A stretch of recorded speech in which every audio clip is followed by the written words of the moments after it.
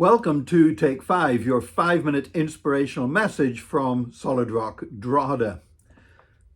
A court in Finland has found a lady called Päivi Räsänen not guilty of hate speech and hate crimes. Now, Päivi Räsänen was perhaps the most unlikely person to be accused of this. She's a very gracious lady.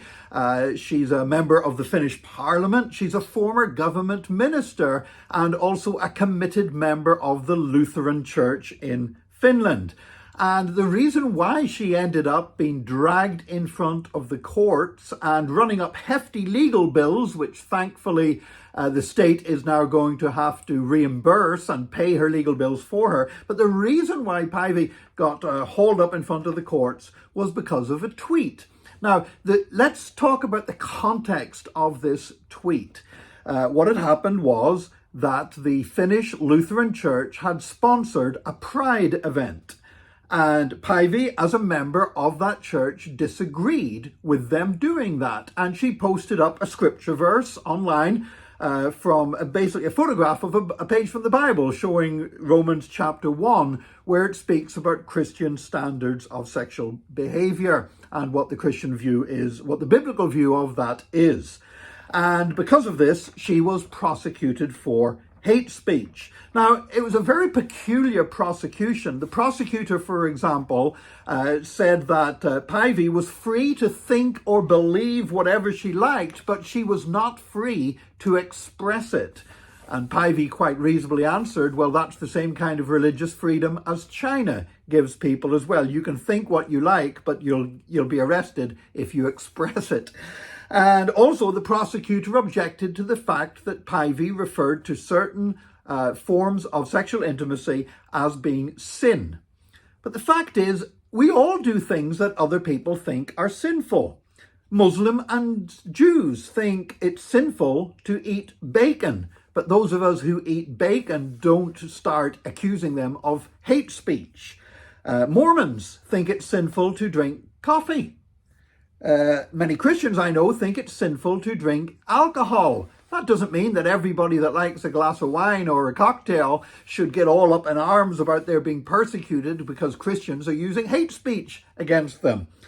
Equally, we as Christians believe that idolatry is sin. That's one of the basic beliefs of the Bible. Take that away and nothing in the Old Testament and New Testament is going to make any sense if you try and stop people talking about idolatry being sin, because that was the number one sin of Israel throughout the whole Old Testament. And yet, Hindus practice idolatry. They worship idols. They worship statues. And are Christians supposed to stop saying that idolatry is sin because that's hate speech against Hindus? Of course not. It's absolute nonsense.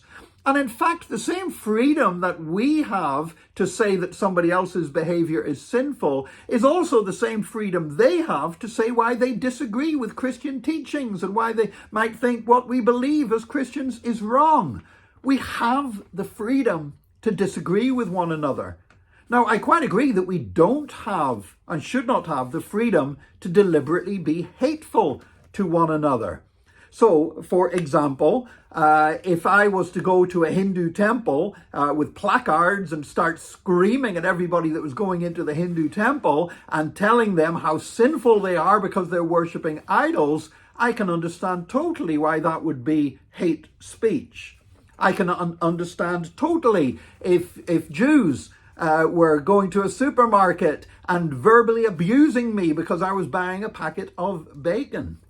And the fact is that hate speech is often directed against Christians as well, and hate actions. So, for example, the law actually protects the Muslim and Jewish idea that they are allowed to see eating pork as a sin. In fact, if you take a rasher of bacon and go and nail it to the door of a mosque, you will be prosecuted for a hate crime, and quite rightly, because the freedom of our beliefs without people hating us and deliberately trying to provoke us for that is something that should be protected. We have freedom of speech, but we also have a responsibility not to use our speech to try to stir up hatred against others. And what is quite obvious is that Päivi was not trying to stir up hatred against anybody. She was questioning an action by her own church. And Christians should be able to debate the issues of the day within theology, within what churches do and don't do, what they believe and don't believe. We should be able to use Twitter and these kind of things to discuss those kinds of issues.